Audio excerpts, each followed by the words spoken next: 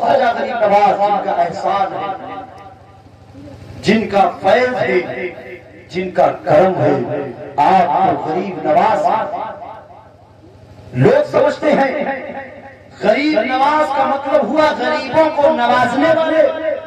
یہ تو وہی ہے حضرت، مگر غریب کا ایک معنی جو آپ یہ سمجھتے ہیں غریب معنی روپیہ نہ ہو تو غریب ہے، گھر نہ ہو تو غریب ہے، زمین جائیداد نہ ہو تو غریب ہے، کپڑے پہننے کو نہ ہو کبھی غریب ہے، جیب میں ایک بھی روپیہ نہ ہو تو غریب ہے، ہاں ہے، مگر اس غریب کا ایک معنی بنتا ہے اجنبیت، یعنی اجنبی۔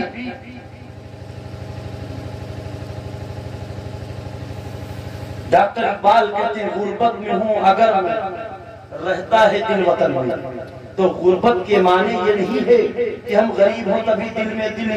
تبھی میرا دل وطن میں رہتا ہے، بلکہ وہ یہ کہتے ہیں کہ غربت میں ہوں اگر میں رہتا ہے دل وطن میں، یعنی ہندوستان کے علاوہ کسی دوسری جگہ پر اگر میں رہتا ہوں اور اجنبیوں کے درمیان رہتا ہوں تب میرا دل ہندوستان میں لگا رہتا ہے۔ تو یہاں غریب کے معنی ہے اجنبی کے ہوتے ہیں، یعنی یہاں پر لوگ سمجھتے ہیں کہ غریب نواز غریبوں کو دیتے ہیں، اس لیے غریب نواز ہے۔ اگر یہی کہو گے تو خواجہ غریب نواز نے صرف غریبوں کو نہیں دیا ہے بلکہ امیروں کو آپ نے دیا ہے، دولت والے کو آپ نے دیا ہے، ثروت والے کو آپ نے دیا ہے، خزانے والے کو بھی آپ نے دیا ہے، روپے پیسے والے کو بھی آپ نے دیا ہے، زمین و جائیداد والے کو بھی آپ نے دیا ہے، مگر یہاں پر جو غریب کا معنی ہے وہ معنی یہ ہے اجنبیوں کو دیا ہے۔ اب آپ کو میں بتا دوں مسلمانوں، غریب نواز اجنبیوں کو نوازنے والے، اب غور کرنا مسلمانوں، اجنبی کو کوئی دے گا، کوئی اگر روپیہ دے تو کہنے والا کہے گا بہت قیمتی چیز دے دیا،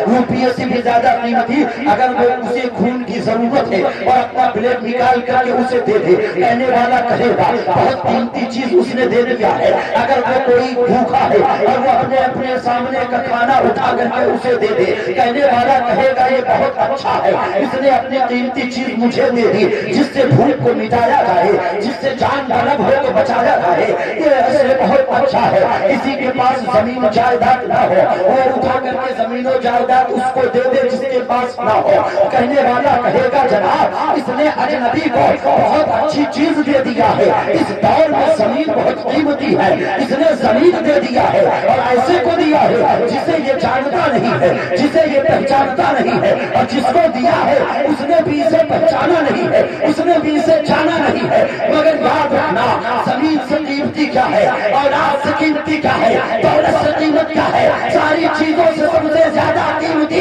اللہ کے نبی فرماتے ہیں ایمان ہے۔ دنیا میں تم نے جس طرح بھی زندگی گزارا، دولت تمہارے پاس ہے، اولاد تمہارے پاس ہے، مکان تمہارے پاس ہے، اولادیں تمہاری پاس ہے، کھیتوں کا دیہات تمہارے پاس ہے، میرے آقا فرماتے ہیں اگر وہ ایمان نہیں ملتا ہے، ایمان کے ساتھ دنیا سے نہیں جاتا ہے تو اس کی پوری زندگی رائے گا۔ مطلب سب سے قیمتی چیز ہے ایمان، ایمان کے ساتھ اگر بندہ نہ جائے تو لاکھ پیسہ والا ہو بیکار، اور اگر ایمان کے ساتھ چلا جائے دنیا میں رہے غریب تو وہ سب سے اچھا۔ تو گویا پتا چلا سب سے قیمتی چیز ہے کیا ہے، زور سے بولو، ایمان سب سے زیادہ قیمتی، دولت سے بھی زیادہ قیمت ایمان کی ہے، شہرت سے زیادہ قیمت ایمان کی ہے، شہرت سے زیادہ قیمت ایمان کی ہے، منصب سے زیادہ قیمت ایمان کی ہے، اور زمین و جائیداد سے زیادہ قیمت ایمان کی ہے۔ مگر آؤ دیکھو ہم غریب نواز کو غریب نواز اس لیے نہیں کہتے ہیں کہ صرف غریبوں کا نواز کیا ہے، نہیں نہیں مسلمانوں، میرے خواجہ نے جہاں غریبوں کو دیا ہے وہی امیروں کو دیا ہے، جہاں گھوڑے کو دیا ہے وہی کالے کو دیا ہے، جہاں چھوٹے کو دیا ہے وہی بڑے کو دیا ہے، جہاں بڑوں کو دیا ہے وہی بزرگوں کو دیا ہے۔ اور آگے بڑھو،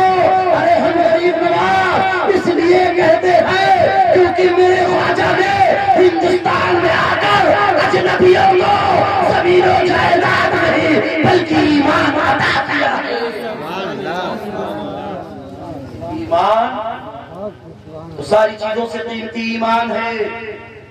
اور ایمان دیا ہے خواجہ غریب نواز نے۔